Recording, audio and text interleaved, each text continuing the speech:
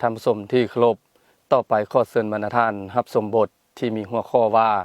ระเบิดบ่ทันแตกที่ตกค้างอยู่เมืองกาสีแขวงเวียงจันทน์ยังส่งผลกระทบต่อการดำรงชีวิตของพ่อแม่ประชาชนปัญหาระเบิดบ่ทันแตกที่ตกค้างอยู่เมืองกาสีแขวงเวียงจันทน์ก็เนื่องจากว่าในระยะก่อนประเทศชาติได้รับการปลดปล่อยซึ่งได้ตกเป็นเขตการสู้รบทางภาคพื้นดินและอากาศโดยเฉพาะแม่นบ้านฮบกาสีศาลาภูคูนในระยะปี 1964 หา 1969 นั้นเป็นสาเหตุที่พาให้มีลูกระเบิดบ่ทันแตกที่ตกค้างอยู่ในพื้นที่เมืองกาสีเป็นจำนวนหลวงหลายซึ่งท่านเขียนแสงบัวละพันธ์กรรมการพรรคเมืองหัวหน้าห้องการแรงงานและสวัสดิการสังคมเมืองกาสีได้รายงานให้ฮู้ว่าตลอดระยะที่ผ่านมาประชาชนเมืองกาสีได้รับผลกระทบจากลูกระเบิดที่ตกค้างแต่สมัยสงครามปลดปล่อยศาสตร์เป็นจำนวนหลายได้ส่งผลกระทบโดยกงต่อการดำรงชีวิตของประชาชนบรรดาเผ่าเช่นการกสิกรรมการพัฒนาเศรษฐกิจสังคมแหล่งท่องเที่ยวรักธรรมชาติโดยเฉพาะแนวต้นปี 2021 ได้เกิดมีระเบิดแตกใส่เล็กน้อยบ้านนาสู่ขุมผาแดตองมีผู้ได้รับเคราะห์หายจำนวน5คนในนั้นมี2คนเสียชีวิตตลอดระยะ40ปีกว่ามานี้ประชาชนชาวเมืองกาสีได้รับเคราะห์หายจากลูกระเบิดซึ่งมีตัวเลขชี้ให้เห็นว่ามีจำนวน433คนค่อยเลยซื้อแลแม่ของทารยุทธวันนั้นพระเดียวขาดองเฮียนพระเดียวยามนั้นมันยามแรงแล้วก็ไปเราเก็บแกนขามนี่เก็บแกนขามทางเฮือนเท่านาดหั่นล่ะมีต้นมะขามไปแล้วไปเก็บแกนขามล่ะเห็นตัวงัวเข้าสวนเขากองบ้านพระเดียวไปไล่ ไปไล่งัวแล้วไปเห็นดอกนมเน่หั่นพระเดียวไปเก็บไปเลยเห็นปลาพุ่มเห็นระเบิดคือหมักบุญสุภาแล้วไปเอาเก็บมาล่ะพอดีทารยุทธ์เนี่ยเราไปขอค่อยเอาแม่สุภาเราบ่ให้เราไปญาติเอามาทุบสกลโขนทุบยังบ่แตกแล้วพอดีย่างมาแปะเฮือนเท่านาดพวกมันตายนะแล้วเท่านาดอะไรขอเอาญาติเดียวแล้วมาฟาดใส่กำลังลิ้นบีเนี่ยก้มลิ้นบีแล้วมาฟาดไปแตกถือกันตอนนั้นเขาก็บ่ฮู้ฮู้แต่ปัวน้องเองละพื้นน่ะนะแล้วยินเสียงระเบิดแล้วแตกแล้วมันหยังเนาะยินเขาว่ามันตินรถหรือมันละแล่นไปเบิ่งล่ะบ่มีผู้ใหญ่ไปคือตอนคันเวลาเขาเกิดน่ะบ่มีไผไปแล้วแล้วไปยกไปจับนั้นแล้วชอบลูกตัวเองแล้วบ่เห็นมันบ่รู้สึกว่ามันเจ็บมันบาดมันละเล่นขึ้นมาทางรถพี่เล่นแบบมันไปทางปวงเลยนะมันตุกเจอนะแล้วไปเห็นไปยกเอาท่าสมฤทธิ์ให้มันยืนยืนมาแล้วล้มลงแล้วหุ่นว่ามันเป็นเดินล้มลงว่ามันบ่ฮู้มันรู้สึกแข้งมันหักมันไปยืนจับฝ่าเฮือนเขาหั่นแล้วพอดีเหลียวเบิ่งเห็นหลานเพิ่นละใส่ออกพอดีตายแล้วไปสุกหลานเพิ่นแล่นออกมาซอกรถจักรแล่นไปห้องหมอพี่น้องพอดีมีจุวัยรุ่น 2-3 คนจากแม่นรถไฟก็ลากเอาไปเลยไปห้องหมอน่ะพอดีบ้านนี้ไปโกนทั้งคนสมเด็จไปตำหลังแล้วลูกตัวเองมันบ่เอาไป มันชอบไปเห็นไปก่อนพอดีก็เอาไปตำหลังแล้วไปฮอดพุ่นก็ก็เห็นเห็นเจอทั้งแพทย์ทั้งหมอก็ดีใจนำเพิ่นก็เบิ่งดีก็ข้าพเจ้าซื้อนางน้อยอยู่บ้านผาเจ้าผู้ถูกเคราะห์หายถูกระเบิดแตกอยู่สวนข้าพเจ้าแม่นได้ไปเคลียร์ขี้เหนียวอยู่สวนติดกับเฮือนนี่ล่ะเป็นสวนปลูกสาลีแล้วได้ก่อกองไฟจูดแล้วเลยแตกถึก3บอนกองขี้แฮแล้วก็ท้องแล้วก็ขาบอนนึงชื่อของพ่อเฒ่านี่เนาะเป็นว่าเสียงแก้ว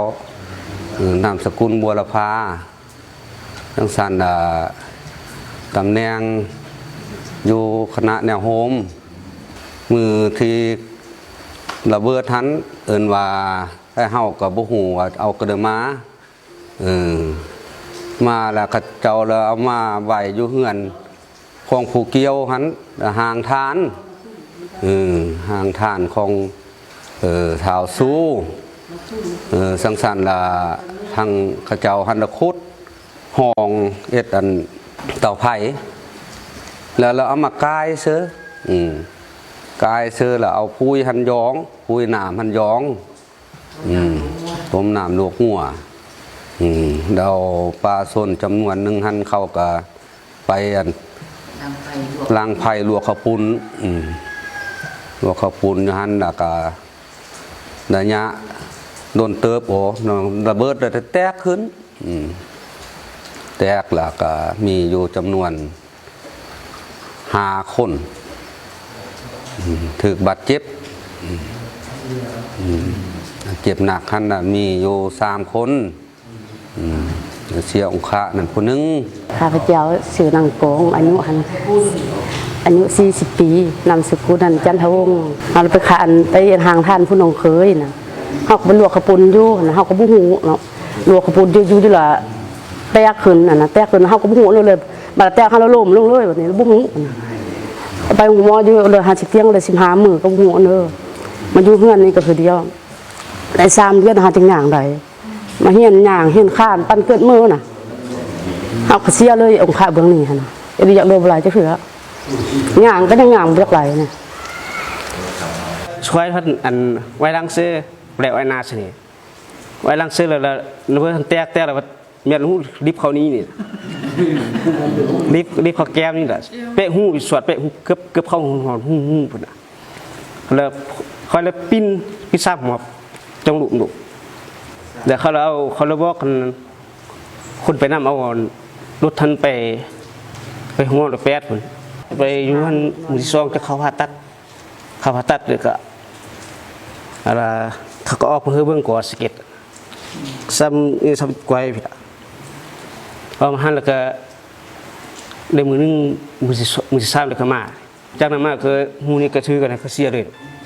ท่านคำสิ่งพิมพันธวงศ์หัวหน้ารับผิดชอบภาคสนามกองกวดกูระเบิดเพื่อมนุษยธรรมกองทัพกอง